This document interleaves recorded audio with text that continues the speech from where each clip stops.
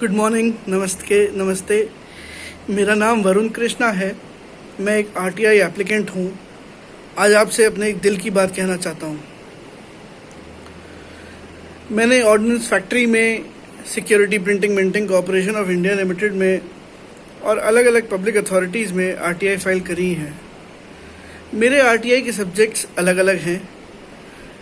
कुछ सब्जेक्ट ऐसे हैं जिसमें आरटीआई एक्ट इम्प्लीमेंट ही नहीं हुई है। कुछ सब्जेक्ट ऐसे हैं जिसमें टेंडर की कंडीशंस नहीं मिलती हैं। कुछ आरटीआई ऐसी हैं जिसमें एमएसएमई के बेनिफिट्स नहीं दिए जा रहे हैं और कुछ आरटीआई ऐसी हैं जिसमें टेंडर में जो गड़बड़ी हो रही है मैं उनको एक्सपोज कर रहा हूँ।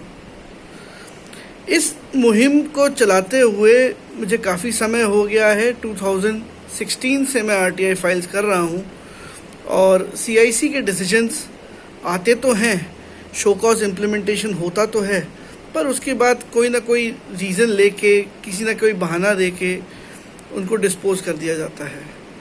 मेजर रीज़न में होता ये है कि एप्लीकेंट को शो कॉज हियरिंग में बुलाया नहीं जाता और पीआईओ कुछ उल्टी सीधी बातें बोलते हैं, एप्लीकेंट के खिलाफ झूठी बातें बोलते हैं और उनको शो कॉज हियरिंग से ड्रॉप कर दिया जाता है।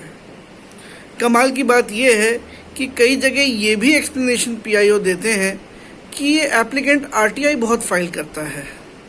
अरे भाई, फंडामेंटल राइट है, मैं क्यों नहीं एक्सरसाइज करूँगा? और हम जैसे लोग, पढ़े लिखे लोग, अगर आरटीआई नहीं फाइल करेंगे तो बेचारा गरीब आदमी तो आरटीआई फाइल करेगा नहीं। दूसरी बात ये है, एक इंफॉर्मेशन कमिश्नर है Shri DP Sinha, intelligence bureau में पहले रह चुके हैं या इंटेलिजेंस आईपीएस हैं, इंटेलिजेंस का काम कर चुके हैं।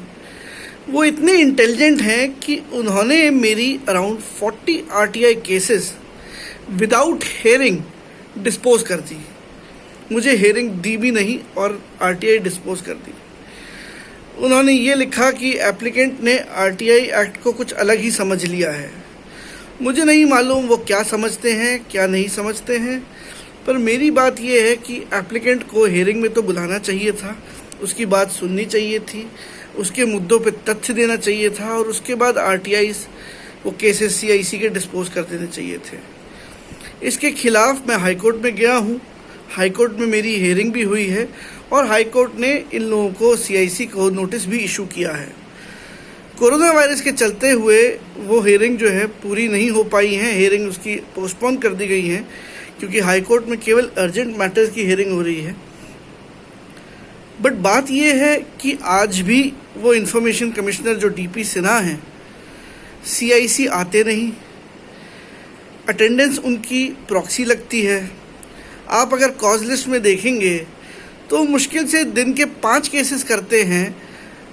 दिन के नहीं, मैं कहूँगा 3 दिन में 5 केसेस करते हैं।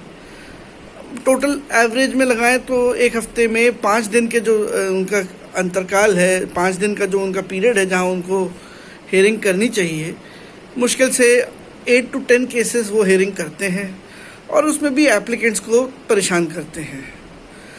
अब उन्होंने एक नई परेशानी मेरे खिलाफ ये शुरू कर दी है कि अब वो मेरे को हेयरिंग दे ही नहीं रहे हैं। सीआईसी का ऑर्डर है कि hearing first in first out के बेसिस पर की जाएंगी, पर फिर भी भगवान जाने मुझे वो क्यों हेयरिंग नहीं दे रहे हैं। अब इन सब बातों को लेके जब मैं हाई कोर्ट गया, कि जब उन्होंने मेरे 40 केसेस डिस्पोज कर दिए, तो उनकी तरफ से एक सबमिशन आया हाई कोर्ट को ये बोलते हुए कि एप्लीकेंट ने हेयरिंग कंप्लेंट बहुत ज़्यादा फाइल कर रखी हैं और वो अपनी ग्रीवेंसेस आरटीआई के थ्रू करना चाहते हैं। इस बात का मुझे कोई अंदेशा नहीं है, कोई समझ नहीं है कि वो कहना क्या चाहते हैं, पर चूंकि उनको कुछ हाई कोर्ट में शायद बोलना था तो उन्होंने ऐसा सबमिशन दिया है। मेरी आप सब लोगों से एक विनती है कि आप सब लोग आरटीआई फाइल करें और पब्लिक अथॉरिटीज़ में जो गड़बड़ियां हो रही हैं उनको ठीक करें। मेरी आरटीआई फाइल करने के बाद सक्सेस स्टोरी ये है कि एमएसएमई एक्ट, जो स्मॉल स्केल इंडस्ट्रीज़ को दिए जाने वाले बेनिफिट्स हैं, वो देने शुरू हो जा चुके हैं। ऑर्डिनेंस फैक्ट्रीज दे रही है, SPMCIL दे रही है, हिंदुस्तान एरोनॉटिक्स अब दे रही है, भारत इलेक्ट्रॉनिक्स दे रही है, और जो MSME एक्ट है उसका पालन हो रहा है। Thank you so much.